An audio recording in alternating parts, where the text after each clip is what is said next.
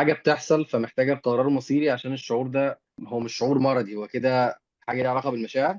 طيب بص، احنا عشان احنا بنتكلم هوليستيك، فاوريدي لو انا عندي صداع دائم مثلا، هروح لدكتور وهعمل فحوصاتي وهعمل اشعه وتحاليل وكل الكلام ده، وبعد كده هستعين بحد ممكن يكون ميتا هيلث كوتش. يعني انا دوري بيقف عند الشعور اللي انت حاسه عشان بس اعمل لك تحرير مشاعر، دوري بيقف عند كده. بعد كده بقى لو حاجه زي اللي عندي مثلا، انا عندي كرونيك باك بين، كرونيك، ورحت الدكتور قال لي انه الالم اللي انت حاسه بيه مش متماشي اصلا مع التشخيص، يعني حاجه الديسك حاجه لا تذكر. طيب ليه بقى القصه؟ فرحت الميتا هيلث كوتش. انا عارفه ان عندي ضغوطات وتوتر، وبالمناسبه الكتب دايما تقول لك اصل الجزء اللي تحت في الظهر ده احساس بالامان المادي.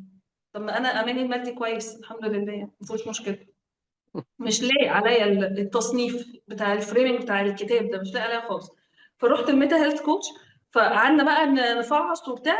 هي ليها علاقه مثلا بخناقه مع حد حبيبي قريبي قوي قوي، فهو اللي قاسم لي ظهري، وجع لي ظهري. فانا محتاجه بقى اعمل بقى زي ما هي قالت لي كتابه استشفائيه واحرر الحاجات وطلع الموضوع اعمق من كده. مش هحكي لك بقى تاريخ حياتي، بس هو الموضوع طلع اعمق من كده.